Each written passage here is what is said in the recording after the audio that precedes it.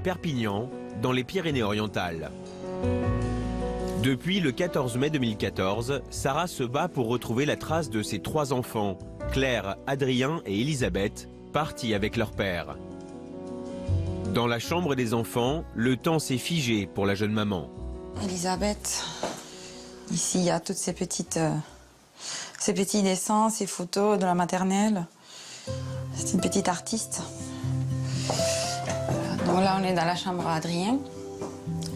Voilà, on l'avait refait aussi il y avait pas longtemps. Puis ses 2 peluches préférées, le nounours, Monsieur Nounours. Voilà, qui était plus gros que lui quand on l'a acheté. Le fait de voir ces habits, les jouets, les chambres, j'ai l'impression qu'ils sont là et qu'ils vont revenir. La première année, ces portes étaient fermées tout le temps. Puis petit à petit, je venais faire le ménage, ouvrir. Je continue à avoir mes petits rituels du quotidien. Puis surtout, je prépare les chambres pour le jour où ils reviendront. J'ai la conviction qu'ils vont très bientôt revenir. Et même s'ils ne reviennent pas, je vais aller les chercher. Aujourd'hui, Sarah ne sait pas où sont ses enfants. Tous les jours, elle repasse à l'endroit même où elle a perdu leurs traces. C'était juste là, à cet endroit-là, qu'il a pris les enfants. Et voilà, c'est là où il m'a dit ne t'inquiète pas, je l'amène au restaurant. Je les amène au restaurant à 7 h, on est de retour. Et puis ils sont plus revenus. Je les ai plus revus depuis. Je me sens mal à l'aise ici. Je pense à chaque fois à ce que j'aurais dû faire et j'ai pas fait. Ou voilà, je sais pas, j'aurais dû lui empêcher. C'est le point de départ en quelque sorte de l'histoire. C'est là où je les ai vus la dernière fois, donc ça me revient en tête constamment. En plus, c'est à côté de chez moi. À chaque fois que je passe par ici, je le pense constamment. Depuis presque 1 an, la jeune femme ne baisse pas les bras. Ça va. Pour l'épauler dans son combat, elle peut compter sur le soutien de Claire, son amie, avec qui elle multiplie les messages sur les réseaux sociaux. Voilà, par exemple, c'est Elisabeth. Ouais, mais on y voit. Là, sincèrement, Sarah, on la voit pas, là. Hein, personne ne va la reconnaître. Moi, je la reconnais parce que je la connais, ta petite. Oui, mais elle a les cheveux courts maintenant. Il lui a coupé les cheveux très courts. Ouais. J'ai beaucoup d'admiration pour ce courage, cette force, cet talent qu'elle a. Et malgré tout, tous les matins, elle relève ses manches et elle continue son combat. Et elle n'a jamais oublié ses enfants. Ils sont au plus profond de son cœur. Elle fait ça avec une grande dignité. Moi, je pense que n'importe quelle mère ferait la même chose que moi. C'est instinctif. Je ne vois pas une autre façon de réagir face à une telle situation. Enfin, on m'a levé mes enfants, donc comment je pourrais réagir autrement? Il faut que je me batte, il faut que je les cherche.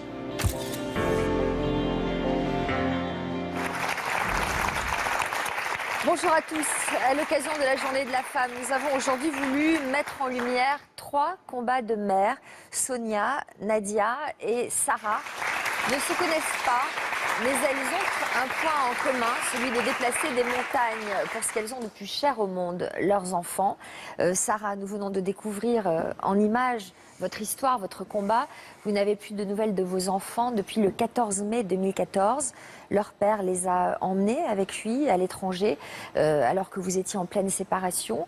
Il les a pris pour aller au restaurant et ils ne sont jamais revenus.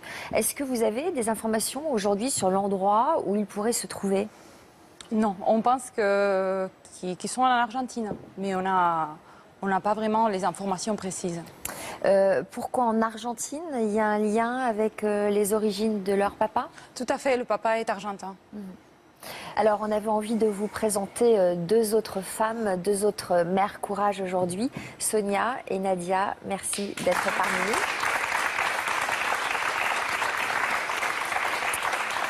J'imagine qu'en tant que maman, toutes les 2, vous êtes particulièrement sensibles à l'histoire de Sarah. Oui, bien sûr. En tant que mère, on est non seulement sensible et puis malheureusement, il y a plusieurs mamans qui sont dans cette situation. Et c'est vrai que malheureusement, le combat d'une mère, c'est tous les jours, c'est le quotidien en fin de compte. Les femmes, déjà être femme, je pense que c'est pas facile et être une mère, c'est encore plus difficile. Alors on reviendra tout à l'heure en détail sur votre histoire et ce qui vous a conduite jusque-là. D'abord, on va découvrir celle de Nadia. Vous êtes maman de 4 enfants et vous êtes à l'initiative d'un très beau projet qui existe depuis 1 an et demi maintenant. Il s'agit de la Brigade des mères. Qu'est-ce que c'est exactement que la Brigade des mères ?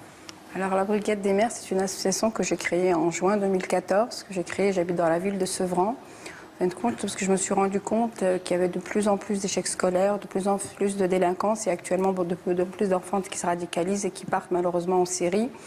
Et je me suis posé la question, moi-même je suis travailleuse sociale, alors je me suis dit comment que ça se fait qu'avec toutes les associations qu'il y a, tout ce que l'État a mis en banlieue, des travailleurs sociaux, tout ça, et il y a ce qui se passe dans nos banlieues, alors j'ai dit qu'il fallait que nous les mères, que nous les femmes, on se rapproprie le terrain et on fasse quelque chose. On ne peut plus laisser nos enfants comme ça. Parce que vous êtes évidemment au cœur de l'action, au cœur du terrain et donc les mieux placés pour travailler peut-être en amont. Quelles sont vos actions concrètement ? Alors nos actions, nous on accompagne beaucoup, on travaille beaucoup les enfants de la rue parce que malheureusement en France, oui, il y a des enfants de la rue et on accompagne beaucoup les femmes victimes de violences et beaucoup les enfants qui sont exclus. Et en fin de compte, nos actions, c'est nous, on est sur le terrain. En fin de compte, nous, on veut être visible. On ne veut pas être enfermé dans un local ou dans un bureau, faire des conférences. On veut être visible. Et c'est vrai qu'on est un peu comme les urgences, les hôpitaux, les urgences, le téléphone, il sonne, un jeune en garde à vue, une maman victime de violence dont le mari a mis dehors.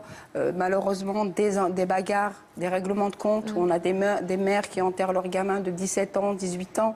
Et en fin de compte, on s'est dit on ne peut pas, et souvent on a tendance à dire que les mamans dans les banlieues elles sont démissionnaires, on a des sales étiquettes, on voulait montrer que non, pas du tout, que malheureusement nous on gère l'urgence tous les jours, on est dans l'urgence depuis que je suis maman, tous les jours en train de gérer l'urgence. J'espère que les politiques vous écoutent et saluent votre action et s'en inspirent. Je sais, dernièrement j'ai fait un livre et j'espère que les politiques vont prendre conscience du danger qu'il y a dans les banlieues parce que c'est vrai qu'on a tendance à parler bien sûr ce qui se passe au niveau international parce que je peux vous dire qu'il suffit de venir à 15 km de Paris, vous allez voir la violence qu'il y a.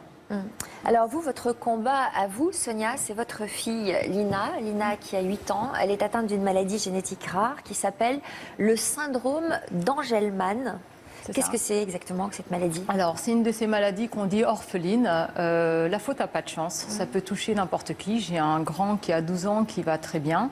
Et donc, Lina, ma petite poupée qui est merveilleusement souriante et pleine de vie, lui manque un petit morceau de chromosome 15. Et en fait, ça engendre un retard global. Donc, on est sur un retard mental, une absence totale de langage, des problèmes d'épilepsie, des problèmes moteurs. Donc, aujourd'hui, elle a 8 ans. Elle n'est pas encore tout à fait autonome sur la marche, des problèmes de sommeil et des douleurs osseuses. Alors, pour cette journée spéciale, mesdames, nous avons voulu réunir les femmes de notre équipe d'experts, bien sûr. Frédéric Farigou et Yvonne Poncé-Bonissol. Bonjour à toutes les deux. Bonjour. Vous avez préparé toutes les deux cette émission avec nos équipes. Yvonne, en découvrant leurs histoires, qu'est-ce qui vous a touché dans les témoignages de nos 3 invités ? Alors, ce qui est touchant, c'est que toutes les 3 ont une passion maternelle évidente, mais non seulement cette passion s'adresse à leurs propres enfants, mais elles en font quelque chose de collectif. Elles passent de l'individuel au collectif. Ce sont des femmes qui vont au combat, parce que quand on dit au combat, c'est qu'on a un engagement quasiment citoyen. Donc, on sent chez vous cet engagement politique, cet engagement sociétal, et vous avez envie aussi, par votre courage, par votre ténacité, de faire en sorte que quelque chose bouge. Il n'est pas question pour vous que l'enfance, parce que c'est l'enfant qui est en vous, l'enfance soit fragilisée, soit malade, soit enlevée, soit maltraitée. Je crois que c'est là où vous êtes dans un vrai combat, parce que Mère Courage, c'est quand même des mères guerrières. Donc vous avez quand même une forme de rapport à la lutte. Et vous luttez contre quoi ? Contre souvent des institutions. Nadia, vous êtes une femme engagée, médiatrice, militante sociale depuis des années. Vous êtes aussi et avant tout une maman. On va donc justement s'intéresser à votre parcours personnel avant de revenir à la genèse de votre projet de Brigade des mères. Vous avez grandi où ? Alors moi j'ai grandi, je suis née à Créteil dans le 94 et je suis restée à Créteil jusqu'à l'âge de 15 ans. Et après, à l'âge de 15 ans, mon père nous a emmenés tous en Algérie. Et là-bas, je suis restée 10 ans. En fin de compte, toute mon adolescence, je l'ai vécue en Algérie. Dans quel but il vous a emmené là-bas avec des projets de mariage ? En fin de compte, ils nous ont emmenés en Algérie parce que moi j'ai perdu ma mère très très jeune, j'avais 2 ans, j'ai pas connu ma maman. Ils nous ont emmenés en Algérie parce que tout simplement, il avait peur par rapport à la culture et les traditions. Il avait peur qu'on épouse des Français et il voulait sauver cet honneur. Et alors du coup, ils nous ont emmenés en Algérie. Alors on n'avait jamais été en Algérie avant ça. Et on arrive, je me souviens, dans un village, dans une ville qui s'appelle Annaba, dans l'est de l'Algérie.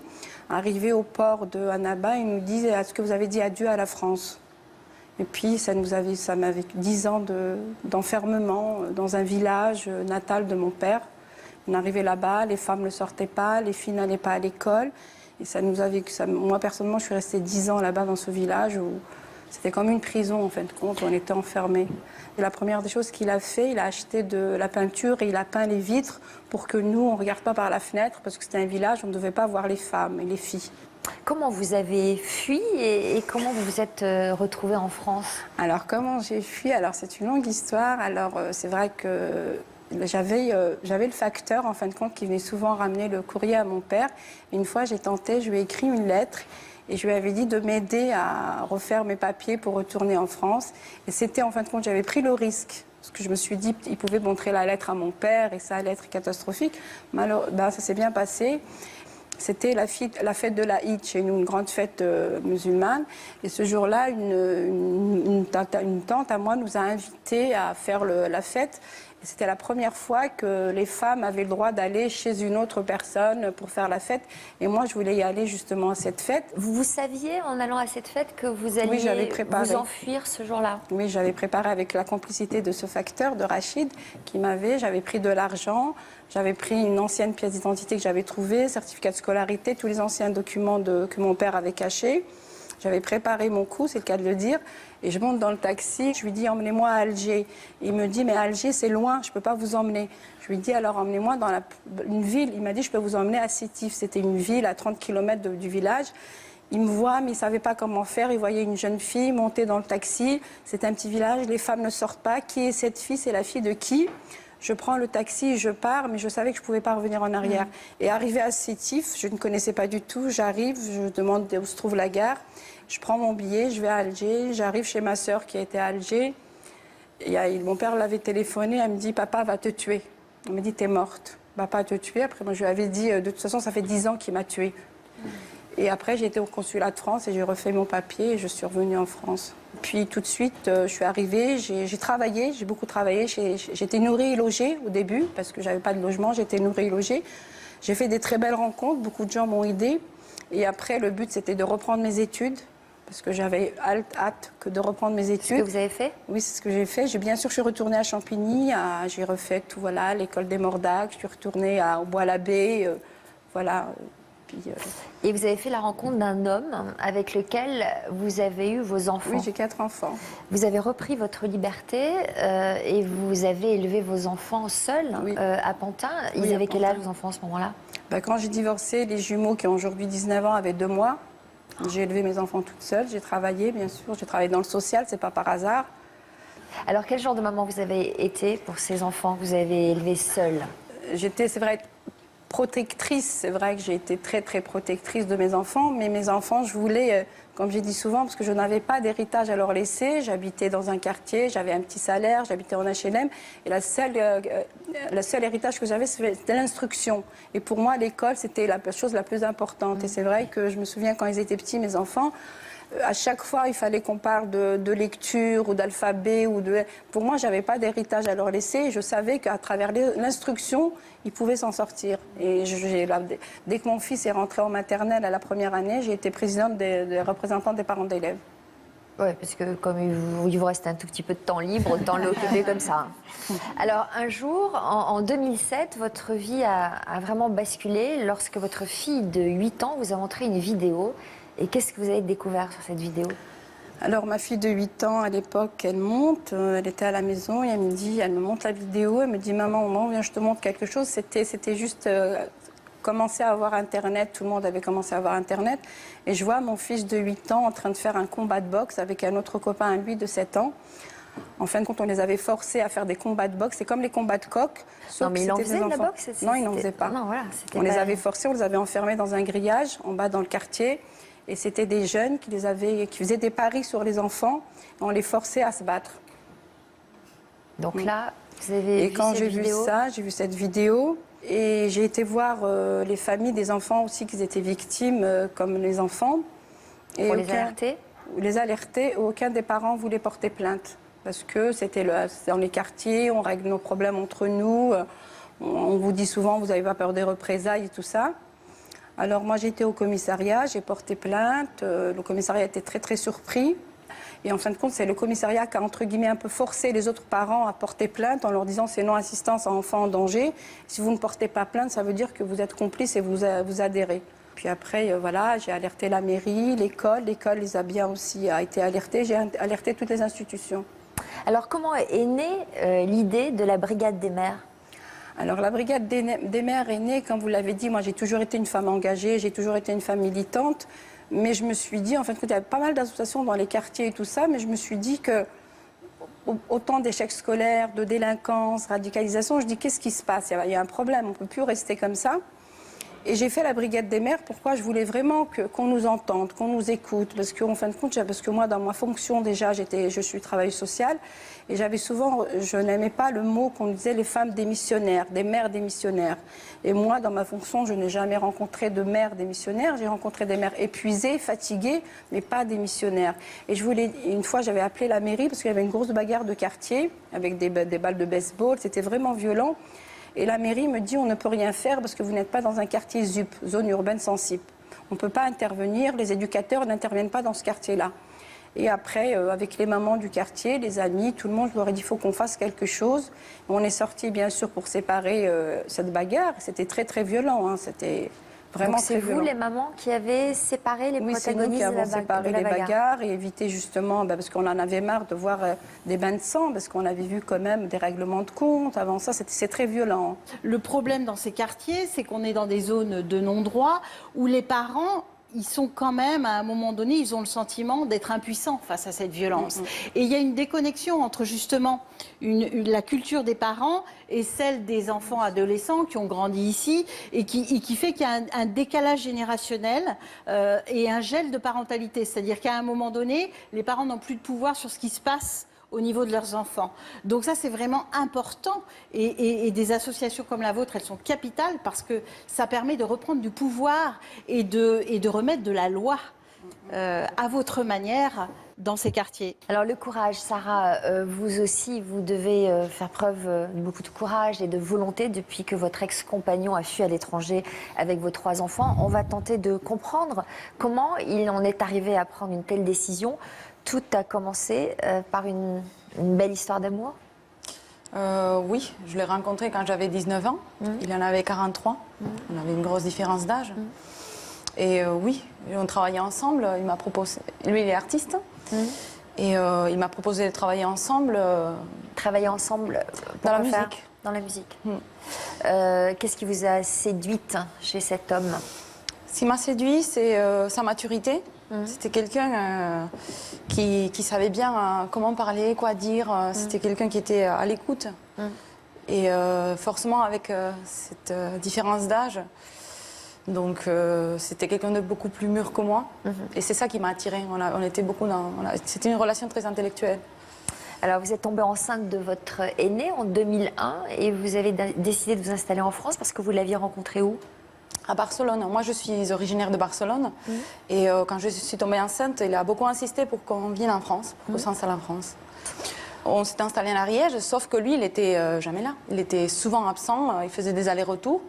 2 autres enfants sont nés par la suite. Votre fils Adrien est né en 2003. Est-ce que sa naissance a eu un impact sur votre couple? Oui, énormément.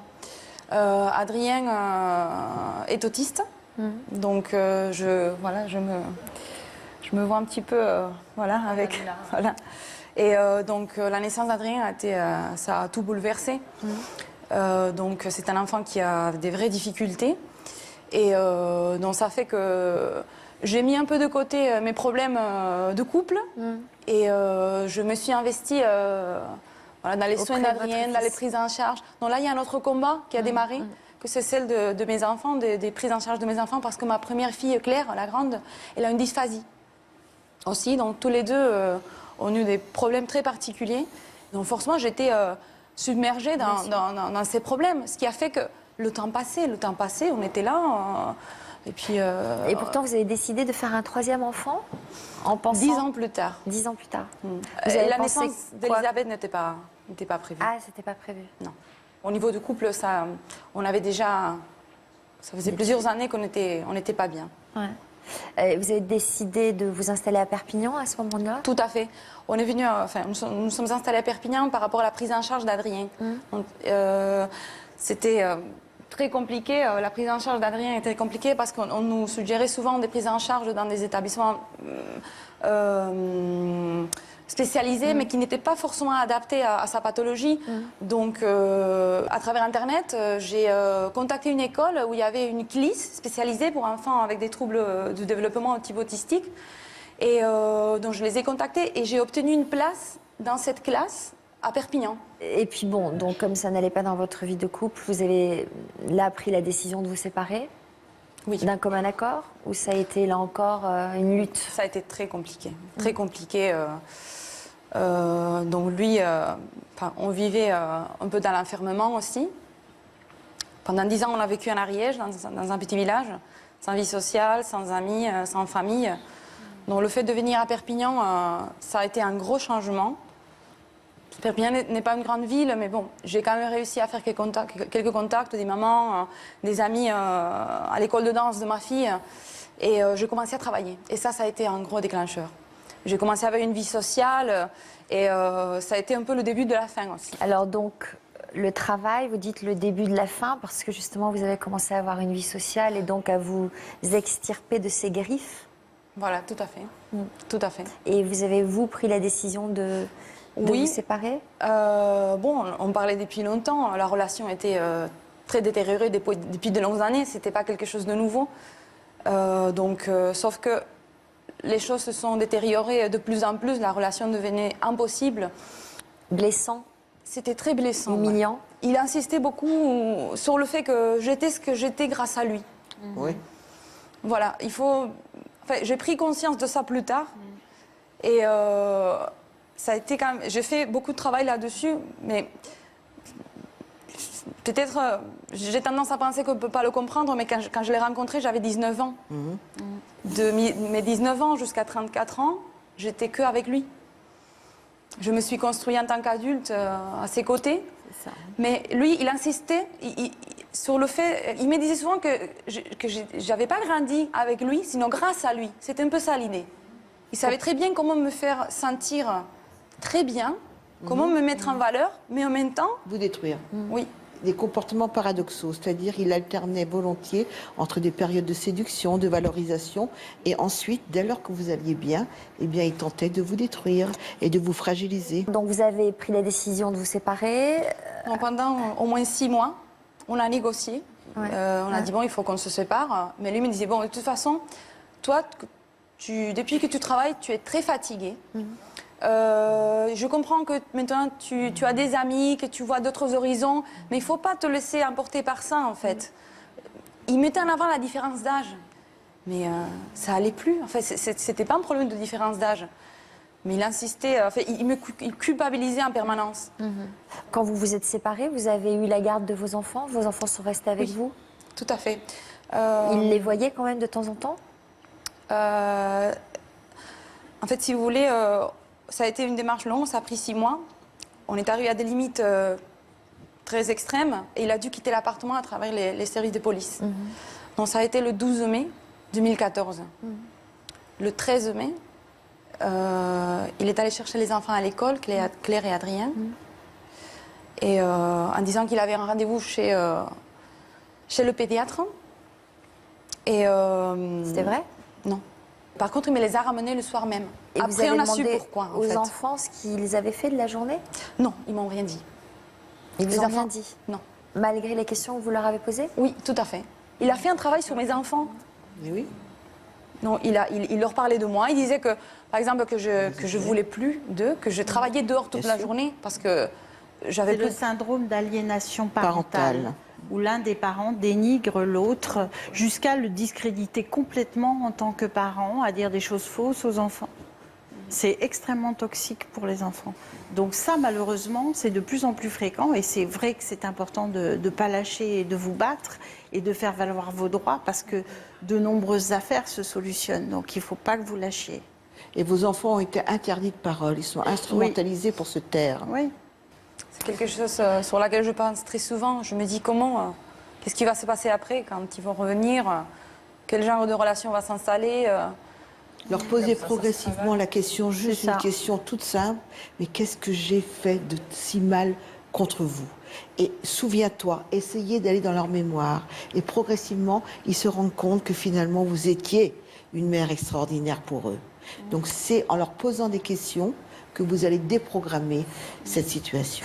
Donc vous disiez qu'il les avait pris, ramenés le soir et le lendemain, qu'est-ce qui s'est passé? Le lendemain, j'avais rendez-vous chez l'orthophoniste avec mes enfants Claire et Adrien pour leur thérapie, pour leur prise en charge.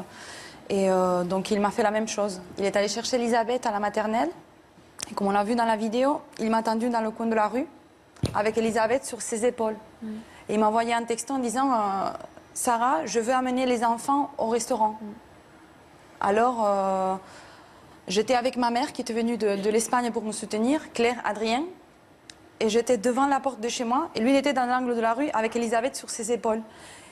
Et moi, je sais pas, j'ai senti quelque chose. Je me suis dit, non, là, il y a... Je ne peux pas vous dire ce que... Je ne savais pas qu'il allait partir, mais j'ai eu vraiment un pressentiment. Je me suis dit, non, il ne faut pas qu'il aille. Il ne faut pas, non. Et puis, d'après ce qu'il avait fait le jour d'avant, je me suis dit, il y a quelque chose derrière. Donc, il s'est mis dans l'angle de la rue et il a appelé les enfants. Il a fait des gestes avec ses bras. Venez, Claire, Adrien. Il a ouvert ses bras. Donc, les enfants ont couru vers lui. Et depuis, vous n'avez plus jamais revu vos enfants? Non. En décembre 2015, vous avez obtenu un mandat d'arrêt international contre le père de vos enfants. Est-ce que, grâce à ce mandat d'arrêt international, il a pu être interpellé? Non.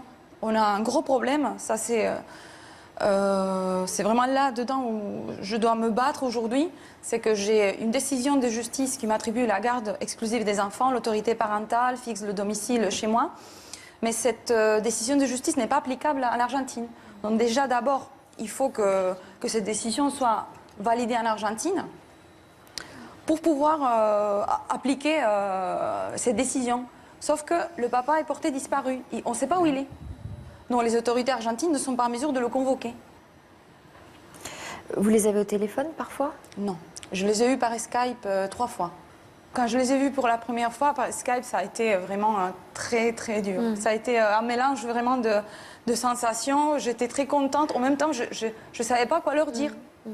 D'un côté, je lui posais beaucoup de questions à ma fille, à Claire. Je disais, où est-ce que vous êtes?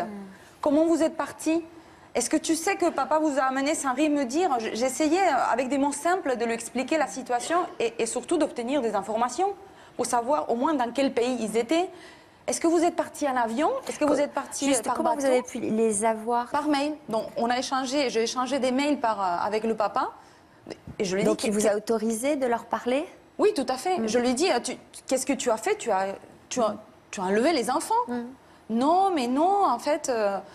voilà, je lui ai dit, tu m'empêches de voir mes enfants. Non, non, je vais te laisser leur parler. Et c'est comme ça qu'on a fait une vidéoconférence.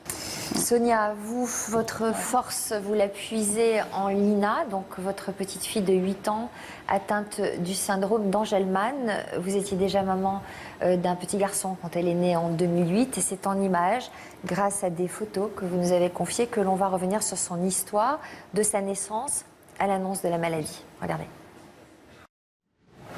Sonia donne naissance à son deuxième enfant, Lina, le 17 février 2008. Très vite, elle s'aperçoit que Lina ne grandit pas normalement. La petite fille ne répond pas à son prénom et a parfois des absences. Sonia lui fait passer différents examens, mais les médecins lui assurent que tout va bien. Seule et contre tous, Sonia continue d'affirmer que son enfant est différent et cherche à comprendre. Après 2 ans et demi de recherche et d'examen, le diagnostic tombe. Lina est atteinte d'une maladie génétique rare, le syndrome d'Angelman. Sonia peut enfin mettre un nom sur les maux qui affectent sa fille. Alors, quel souvenir vous gardez justement du jour où on vous a parlé du syndrome d'Angelman pour la première fois? Alors, paradoxalement, ça aurait pu être une libération mais c'était surtout l'issue d'un combat de 2 ans et demi. D'errance. C'est ça, d'errance médicale, comme on dit. Puisque Lina a été diagnostiquée à 2 ans et demi, alors que très tôt, j'avais alerté le corps médical. Et puis, on remet toujours en cause les parents, notamment la mère. Et donc, j'avais le droit à des rapports médicaux en disant que Lina avait un léger retard de développement psychomoteur, mais que, bien sûr, c'est moi qui ai été névrosée. Et donc, c'est très difficile de lutter, de chercher. Maintenant, si on ne fait pas la prise de sang qu'il faut, on ne peut pas le savoir. Alors parfois, les parents qui subissent cette errance comme ça se disent soulagés d'avoir au moins le nom d'une maladie et un objectif à combattre. Vous, ça n'a pas été le cas ? Pas tout à fait, parce que j'avais de toute façon commencé une prise en charge pour ma fille. Donc elle était déjà dans un établissement. D'ailleurs, c'était un petit peu paradoxal. On me dit que ma fille n'a rien, mais en même temps, il faut l'intégrer dans un établissement handicapé. Donc voilà, est-ce que si elle n'a rien, pourquoi l'intégrer dans un établissement où on accueille des personnes en situation de handicap ? Maintenant, voilà, l'intérêt d'avoir un diagnostic, c'est de pouvoir se projeter et de pouvoir avancer et peut-être anticiper d'éventuels problèmes de santé. Donc ça veut dire que là, vous êtes devenue actrice de la maladie de votre fille, vous avez dû chercher partout sur Internet, essayer de chercher une association, peut-être d'autres parents concernés. Alors pour effectivement, pouvoir vous projeter. C'est ça. L'annonce du diagnostic a été très très douloureuse puisque on m'a annoncé par téléphone les grandes lignes. Votre fille ne sera jamais autonome, elle ne parlera pas, elle aura tard. Par téléphone, qui est toujours un bon délicat. Accompagnement psychologique, vous imaginez ? Et quand on s'effondre au téléphone et qu'on vous dit au téléphone c'est bon, il y a pire, le début d'acceptation est un peu compliqué. Donc j'ai rencontré le médecin le lendemain. Donc, c'est-à-dire qu'il a fallu passer la nuit et aller voir le médecin le lendemain pour avoir le nom de cette maladie, donc le syndrome d'Angelman, qui touche le chromosome 15 et qui engendre un retard global. Donc, retard mental, retard moteur, absence de langage, des problèmes d'épilepsie, des problèmes de sommeil. Et pour autant, j'ai une poupée qui est souriante, qui est pleine de vie, qui est magnifique, comme vous avez pu le voir, même si je ne suis peut-être pas tout à fait objective, moi aussi, elle est magnifique. Et qui vous donne la force de vous battre. C'est ça. Au point que vous avez créé votre association. Oui, Dans quel but alors je l'ai créée après 6 mois, parce que quand on vous annonce le diagnostic, c'est douloureux. Et c'est tellement douloureux que je ne pensais pas que le corps humain puisse tolérer autant de douleurs et autant de souffrances qui en devient presque physique. Donc j'ai cru que j'allais en mourir d'un AVC, d'une crise cardiaque dans la nuit. Donc j'ai attendu et rien ne s'est passé. Donc il a fallu continuer à se lever. Et paradoxalement, le monde a continué de tourner comme si de rien n'était. Et on se dit, mais qu'est-ce qu'on fait ? Qu'est-ce qui change ? Qu'est-ce qui ne change pas ? Et donc 6 mois se sont écoulés, sur lesquels j'ai plus vraiment de souvenirs. Et puis, effectivement, il y a une association nationale du syndrome d'Angelman, donc l'AFSA, qui proposait des formations sur comment communiquer avec un enfant Angelman. Ma fille ne parlant pas, je me suis dit, il faut qu'on y aille. Et là, j'ai eu la chance de rencontrer un couple qui sont devenus maintenant un couple d'amis, donc qui ont un enfant Angelman du même âge que Lina, et qui nous ont dit, nous avons créé une association et nous allons au mois de juillet à Barcelone sur une thérapie intensive pour lui apprendre à marcher. Et là, je me suis dit, c'est ce qu'il faut que je fasse. Maintenant, Lina a fait ses premiers pas à Barcelone, toute seule. Nous n'avions jamais réussi à la lâcher ici avant. À quel âge alors ? À 3 ans. Aujourd'hui, elle ne marche pas encore de façon autonome. Maintenant, Lina a des progrès un petit peu en dents de scie. Tantôt ça va moins bien. Mais je continue à faire ce qu'on appelle des thérapies intensives, ponctuellement. Ça reste, encore une fois, sur des courtes durées, 2 ou 3 semaines, pour débloquer une situation. Et ça n'empêche la stimulation, ou en tout cas les séances de kiné, de psychomote qu'on peut avoir ici et qu'on peut lui proposer. Donc depuis, vous passez votre temps à déplacer les montagnes et à contourner chaque obstacle. C'est votre quotidien, c'est votre raison de vivre. Qu'est-ce que vous avez essayé de changer, par exemple ? Alors après, j'essaye et je n'avais pas commencé ma vie en me disant que j'allais changer des choses. Mais ce qui se passe, c'est que dans le milieu du handicap, tous les parents trébuchent sur les mêmes obstacles depuis 20, 30, 40 ans. Et c'est des obstacles qu'on peut déplacés ou en tout cas ou même retirés. Je pense notamment à ce taxi, puisqu'on doit déposer nos enfants dans des taxis qui les emmènent en établissement. Et ce taxi qui me ramène Lina à 4 ans sans siège auto, donc qui était avachi à l'arrière de la banquette avec la ceinture. Et donc, quand j'essaye d'alerter en me disant « Mais attendez, il n'y a pas de siège auto, enfin, ma fille a 4 ans », et bien là, je me rends compte que ça ne choque personne. Donc, j'essaye d'aller porter plainte, mais je ne peux pas porter plainte parce que légalement, les taxis, si demain vous allez à la gare avec votre enfant, n'ont pas d'obligation de siège auto. Seulement, il n'y a pas cette petite ligne qui est rajoutée, sauf pour les transports qui sont réguliers, qui sont prévus, et d'autant plus sur des enfants en situation de handicap. Et donc, j'ai essayé d'alerter un petit peu tout le monde, et je suis allée donc rencontrer le député de ma circonscription, avec lequel on a rédigé une proposition de loi sur la prise en charge des enfants handicapés en taxi, donc sur cet aspect siège auto, mais aussi, comme je suis dans mon ancienne vie issue de la formation professionnelle, sur la formation, parce que je pense que c'est indispensable pour les taxis.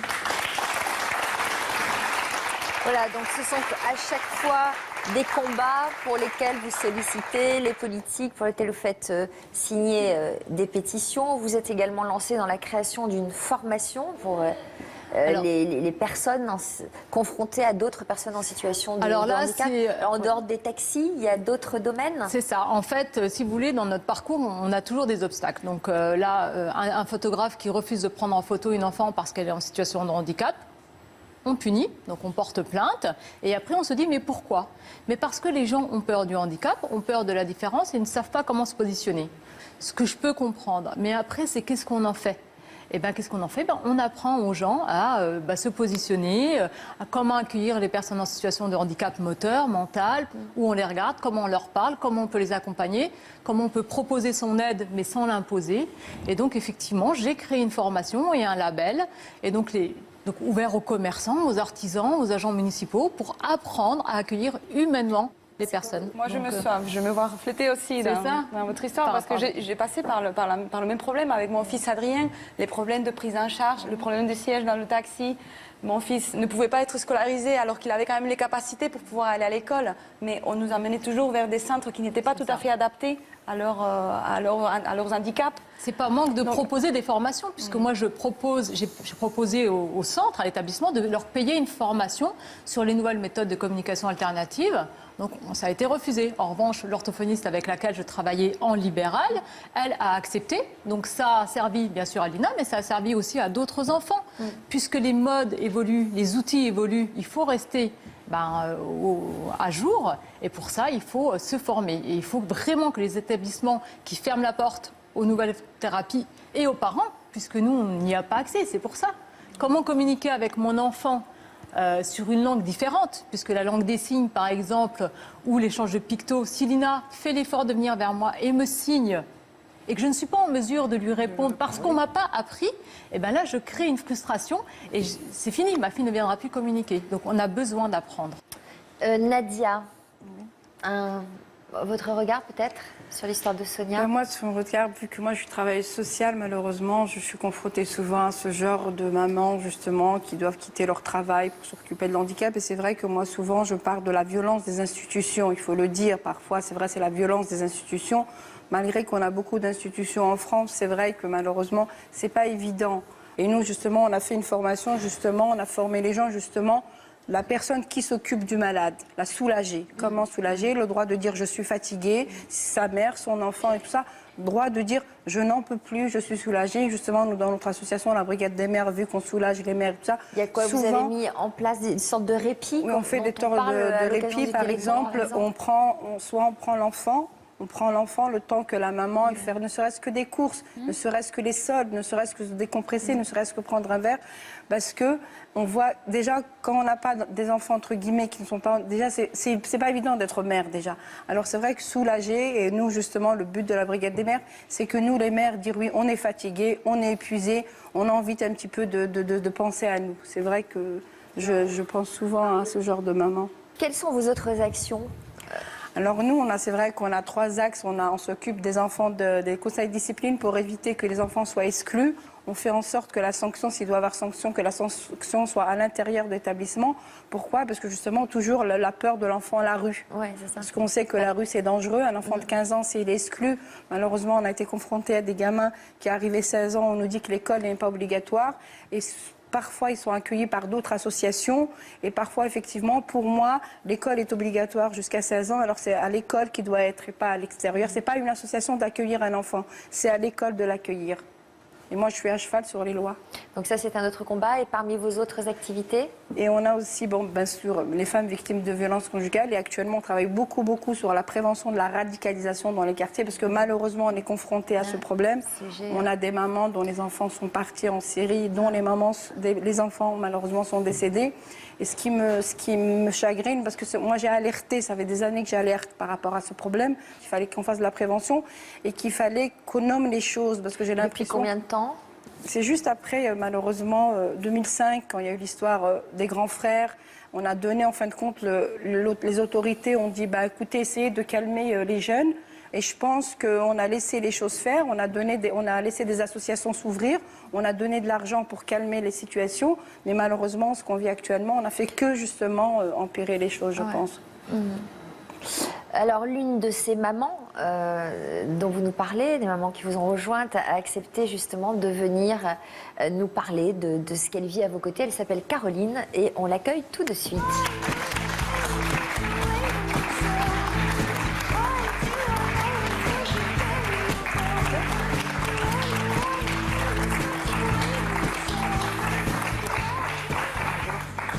Caroline, alors vous faites partie de celles qui justement habitent de l'autre côté du périph', en plein Paris. On a l'impression que c'est dans 2 pays différents. Et pourtant, vous vous retrouvez dans les combats que mène Nadia. Et aujourd'hui, vous vous battez à ses côtés pour les mêmes causes. Est-ce que vous vous êtes rapidement sentie à votre place dans cette brigade des mères? Totalement. Totalement, parce que d'abord, moi aussi, je suis maman de 4 enfants. Et comment vous êtes rencontrés, en fait? C'est très simple. Le jour des attentats, le lendemain du 13 novembre, je crois comme comme tous les Français, plein de gens, et a fortiori comme toutes les mamans, j'ai été traversée à la fois par beaucoup de chagrin et beaucoup de colère. Et vous savez, la colère, ça fait agir. Et vraiment, j'en ai eu assez, mais même assez de moi, assez de subir les infos comme ça, et puis de voir ce monde qui a généré quand même des monstres. Et je me sens pas... Et ces monstres, ils sont français comme moi. Et j'ai pensé aussi à toutes ces mamans, pas seulement des victimes, mais les mamans de ces enfants qui se sont retournés contre d'autres Français. Et là, c'était un mélange, je vous dis, de colère, mais aussi d'incompréhension. Et j'ai eu envie d'agir. J'en avais assez de rester les bras ballants. Voilà. Donc c'est vous qui avez pris contact avec Nadia? Vous avez cherché sur Internet, combat de mère, je sais pas, qu'est-ce que vous avez mis comme mot? Alors j'ai mis des mots-clés. J'étais avec une amie qui est mère de 3 enfants aussi. On s'est dit, elle-même s'est dit, on ne peut pas rester comme ça. Et on a commencé à pianoter un certain nombre de mots-clés. Donc combat, mère, quartier. Pour nous, c'était un mot très important, quartier, parce qu'on savait que c'était dans les quartiers que le problème était, et c'était vers les quartiers qu'on voulait tendre la main. Donc vous avez trouvé Brigade des mères. Il paraît que vous avez été hallucinée en arrivant dans le quartier de ce que vous avez vu. Ah oui, c'est le moins qu'on puisse dire. C'est-à-dire? Je me suis retrouvée avec un groupe de femmes très gaies, très solidaires, très chaleureuses, venant d'origines très diverses. Donc c'était très sympa, c'était vraiment chaleureux, extrêmement énergique et combattante, et en même temps dans un univers que moi je ne connais pas, qui est celui des quartiers, et c'est encore différent de la banlieue, les quartiers. Donc c'est un univers où il n'y a pas de femmes. Ça, c'est la première chose qui m'a le plus frappée. Il n'y a pas de femmes. Elles sont à l'intérieur, d'ailleurs, il y a beaucoup de volets tirés. J'ai demandé à Nadia, très naïvement, pourquoi tous ces volets étaient tirés. C'était un jour où il faisait très beau. Et pourtant, vraiment, les gens sont barricadés chez eux pour se protéger, pour protéger leurs enfants. Mais je vous assure que si moi, dans mon 9e arrondissement à Pigalle, je devais mettre mes 4 enfants avec des volets tirés, les empêcher d'aller dehors pour pas qu'ils voient des dealers et qui tournent mal, voilà, c'est un autre monde.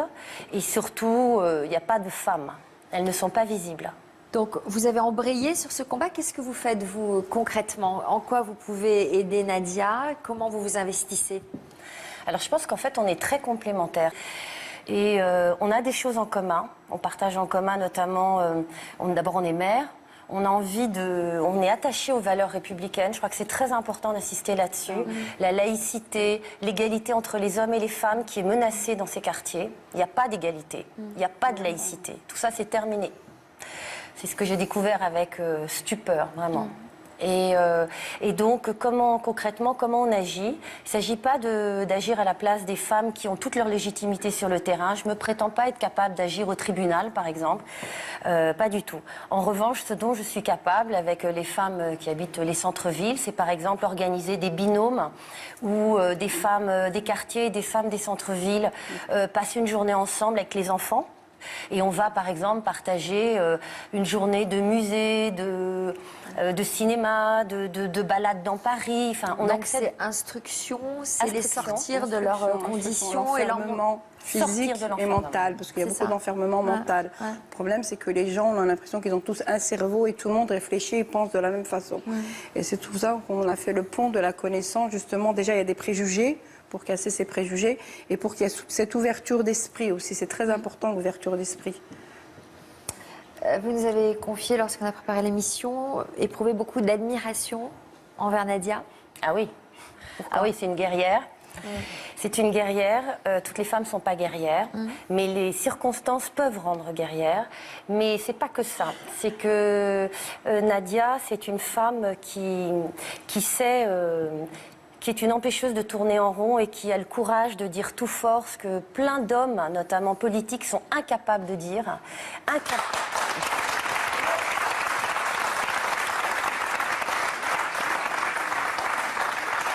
Et non seulement de dire, mais d'agir. Et d'agir. Et Nadia, elle n'a pas quitté son quartier. C'est dans son quartier, donc dans un environnement qui n'est pas facile, qu'elle ose dire, dénoncer, entraider, aider. C'est magnifique. Surtout que la mère a une parole sacrée pour les garçons. Et je crois qu'il ne faut pas oublier. Donc la transmission est beaucoup plus facile. Une mère, pour eux, c'est sacré. Tout à fait. Oui, c'est tout à fait sacré. C'est émouvant d'assister à ce combat de femmes. Et de voir des valeurs très importantes comme celle de la laïcité et de l'éducation. L'éducation. C'est ça, vous parliez de pont de la connaissance. Mais pour moi, c'est fondamental. Quand on éduque, on permet de sortir justement de tous les enfermements, de toutes les emprises. Et le problème qu'on a, nous, dans les quartiers, c'est qu'on a nos politiques qui ne nous soutiennent pas. On est soutenus par personne, en fait. On est un groupe de mères, de femmes qui veut être visible, se rapproprier l'éducation de nos enfants. Mais malheureusement, on a l'impression d'être emprisonnés encore, parce que c'est pas évident de donner sa parole. On est menacé verbalement, on nous dit oui. Et le problème, c'est qu'on a des politiques qui j'allais dire, bousillent, qui détruisent tout le travail qu'on construit. En justement victimisation, en victimant les gens, en disant oui, c'est pas facile de trouver du travail. On parle de la discrimination, bien sûr que ça existe, mais aujourd'hui, on peut plus se permettre de dire ça. Il y a un danger, il y a quelque chose qui se passe dans les quartiers, il y a de la radicalisation, il faut le dire. Nos enfants se radicalisent dans les quartiers. Bon, on dit qu'il y a Internet, mais je peux vous dire qu'il y a avant Internet, qu'il y a l'humain, il y a cette radicalisation de l'humain, il y a une approche. Et pourquoi la radicalisation se fait vite? Parce que ce ne sont pas des inconnus qui viennent dans nos quartiers, ce ne sont pas des Alsaciens qui viennent radicaliser nos enfants, ce sont des gens du quartier. Et c'est pour ça qu'aujourd'hui, il y a un danger. Alors, je précise que vous avez écrit un livre auquel on se rapportera, évidemment, reportera même. Avant, on craignait que nos enfants tombent dans la délinquance. Maintenant, on a peur qu'ils deviennent des terroristes. Comment j'ai sauvé mes enfants? C'est le titre du livre publié chez Kalman Levy. De quoi avez-vous besoin? De mères? Nous, on a besoin de mères, de femmes. Justement, le 13 mars, on fait une marche. Alors, j'invite tout le monde à venir nous rejoindre parce que c'est pour, comme on dit, on veut reconstruire la République. On veut, parce que si on ne se bat pas nous, qu'est-ce qu'on va laisser pour nos enfants? C'est l'avenir de la France et l'avenir de nos enfants. Vive les femmes! Vive les femmes! Bravo, mesdames. Je pense que vous allez susciter des vocations aujourd'hui. On vous mettra évidemment toutes les coordonnées de l'association de Nadia. Sarah, aujourd'hui, vous faites tout pour rester active et vous raccrocher à l'espoir de revoir vos enfants le plus vite possible. Donc, vous engagez des procédures judiciaires. Est-ce que vous avez des personnes qui vous soutiennent et qui vous aident dans ce combat ? Oui, tout à fait. J'ai eu beaucoup de chance car j'étais entourée des personnes qui m'aiment beaucoup, qui m'ont toujours beaucoup soutenue. J'ai Claire, dont on a vu dans le reportage. Mais bon, après, c'est vrai qu'à un moment donné, il n'y a que nous, toutes seules, qui devons affronter le problème dans la solitude. Et puis, quand on est triste, quand on arrive chez soi et qu'on est toute seule, on doit se confronter à ça. Mais je suis vraiment, je me considère très, très afortunée. Voilà, j'ai beaucoup de chance parce que j'ai énormément de gens qui me soutiennent. Le père de vos enfants s'est exprimé il y a quelques semaines par l'intermédiaire de son avocat. Qu'est-ce qu'il a dit? Il a dit que c'est faux, que c'est pas vrai qu'il soit parti avec les enfants, que moi j'étais au courant de la situation et qu'il est parti car mon fils il a besoin d'une prise en charge spécialisée. Et qu'en France, personne ne s'occupait de lui, qu'il n'avait pas de prise en charge spécialisée. Et là-bas, vous savez s'il en a trouvé une prise en charge? Il a entamé une prise en charge, tout à fait. Au moins, il a présenté des justificatifs comme quoi il avait entamé une prise en charge. Donc c'est déjà un point qui vous rassure, j'imagine. Ah oui, tout à fait. Sauf que, bon, j'ai pris en charge mon fils depuis l'âge de 2 ans. Depuis l'âge de 2 ans, il est pris en charge en psychomotricité, en psychothérapie, en pédopsychiatrie, enfin... Il y avait toutes sortes de prises en charge. Alors qu'ils me disent qu'il part de la France, parce qu'en France, on ne s'occupe pas de lui, enfin, il faut oser quand même. Alors qu'il y a une prise en charge très lourde derrière, au niveau scolaire, au niveau thérapeutique. Donc le papa dit qu'il est parti parce qu'ici, j'étais une mauvaise mère et que personne ne s'occupait de lui, ni de ma fille Claire. Quel conseil on peut donner à Sarah, Frédéric, pour la suite ? En fait, moi, je crois qu'il y a quelque chose qui est important, justement, par rapport à ce genre de propos, les propos de votre ex-compagnon, c'est de prendre du recul par rapport à ça. Et ça, si à certains moments, vous êtes trop impacté par ces propos, un professionnel, un thérapeute peut vous aider aussi à prendre du recul par rapport à ça, à considérer qu'effectivement, que vu sa pathologie, si c'est de la perversion narcissique, il y a des moyens aussi de se protéger de la toxicité de ce genre de propos et aussi vous donner le droit à flancher à certains moments, d'avoir ce soutien psychologique qui peut être important aussi parce que ce que vous vivez, c'est très difficile et donc c'est aussi important que les amis, la famille, tout ça, mais un professionnel peut vous aider à un autre niveau. Et je pense que c'est important aussi pour évacuer la culpabilité parce qu'on le voyait dans le reportage quand vous parliez de ce moment. On y était, quoi, ce moment où vous avez vu partir vos enfants et vous êtes responsable de rien. Il n'y a que cet homme qui est responsable de ce qu'il a fait. Donc c'est aussi important de vous libérer aussi de ce poids de la culpabilité et de vous faire aider à un moment si vous en éprouvez le besoin parce que ça peut vous aider à poursuivre le combat parce que comme votre vie, elle est en sursis, entre parenthèses, là, tant que vous ne les avez pas retrouvés, vous avez besoin de cette énergie aussi pour le poursuivre, ce combat. Oui, tout à fait. On restera en lien avec vous et on vous aidera le mieux possible et peut-être que les autres mères qui sont à vos côtés aujourd'hui vous soutiendront. Hein. Sonia, vous dites souvent, vous, que votre fille vous a appris bien plus en 3 ans qu'en 32 ans de vie. Qu'est-ce qu'elle vous a appris? Eh ben, elle m'a tout appris. Avant Lina, j'étais, comme je dis, une secrétaire de bas étage, une insatisfaite chronique, mais sans agir. Donc je reste quand même une insatisfaite chronique, mais je pense qu'aujourd'hui, elle arrive à me dire que l'on peut agir et que, en essayant de faire bouger les choses, même s'il arrive encore d'être face à des montagnes, on arrive peut-être à les contourner, si ce n'est à les gravir et à redescendre. En les contournant, on arrive quand même à avancer. Donc c'est vrai plus elle est contournée qu'elle est déplacée. Malheureusement, il est difficile aujourd'hui de déplacer certaines montagnes. La proposition de loi est dans les tuyaux depuis plus de 2 ans et demi. Elle a été reprise par le sénateur, mais ça n'avance toujours pas. Qu'est-ce qu'on attend? Puisqu'on sait que nos enfants sont en danger, on est face à de la maltraitance.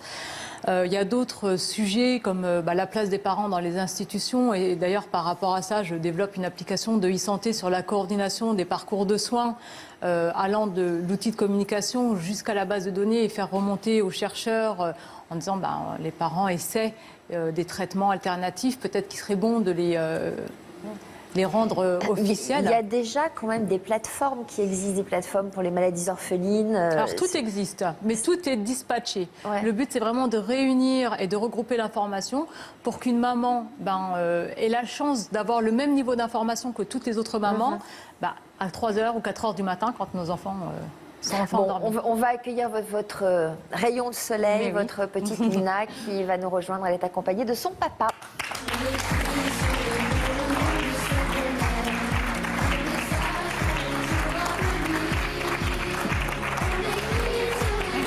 Bonjour. Bonjour. Elle aime les applaudissements.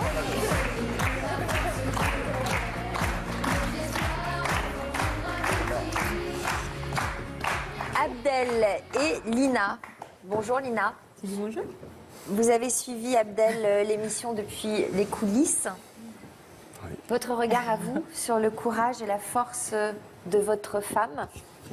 Bah, je suis vraiment impressionné et j'étais encore plus impressionné de le voir à travers un écran de télévisé. C'est vrai que c'est dingue. Et puis en même temps, c'est vrai que c'est ce qui l'a maintenu, c'est ce qui l'a aidé à refaire surface en fait. Qu'est-ce que vous aimeriez lui dire aujourd'hui? Bah, qu'elle continue. Qu'elle continue à aider Lina et puis à travers Lina, aider les autres, surtout.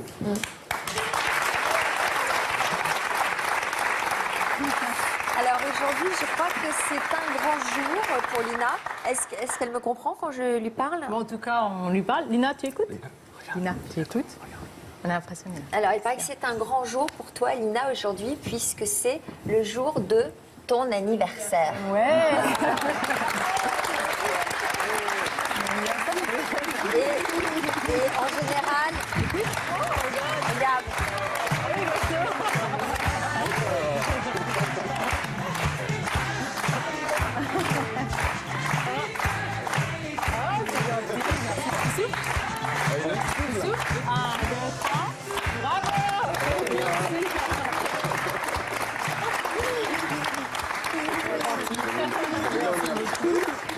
Lina est fan de gâteaux, alors. Ah bon, fan des gâteaux. Et ben, vous faites un joli goûter d'anniversaire. Bravo.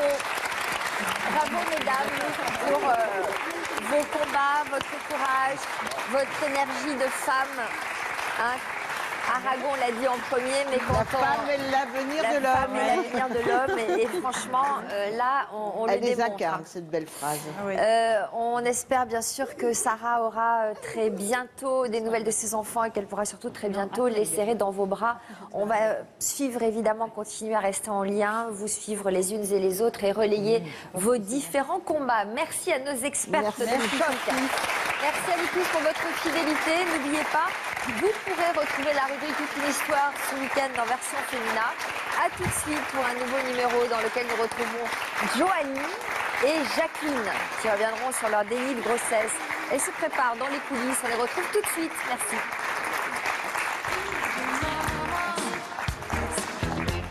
Les Antilles d'Afrique ou de Cuba, ont de l'or dans la voie, tout est mama. C'est dans dire au soleil. C'est la naissance de Kéa, ouais. Bébé surprise. Pour tout le monde, hein. C'est ça. Joanie a découvert qu'elle était enceinte 2 heures avant d'accoucher. J'avais 20 ans, tout s'est arrêté pour moi. Tout ce qui est interdit à une femme enceinte, je l'ai fait. Donc oui, je m'en veux énormément. Jacqueline, elle, a appris sa grossesse 3 semaines avant de donner naissance à sa fille. J'avais 17 ans. Pour moi, c'était pas du tout possible. Ça me tombe dessus comme ça. Avec le recul, Jacqueline a vaincu ce sentiment de culpabilité qui la paralysait. J'ai envie de lui dire qu'il faut vraiment qu'elle soit ouverte au monde et puis surtout ne pas garder cette culpabilité parce que finalement, il n'y a pas. Joanie pourra bénéficier de l'expérience de Jacqueline dans un instant dans l'Histoire continue.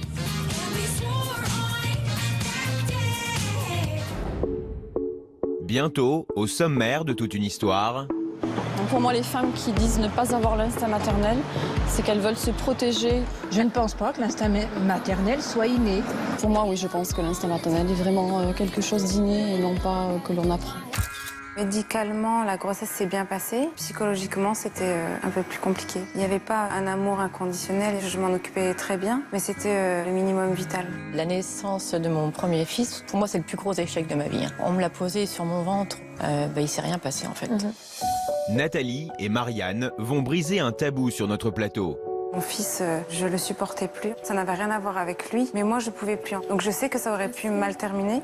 À ce moment-là, j'ai demandé à être hospitalisée en unité psychiatrique.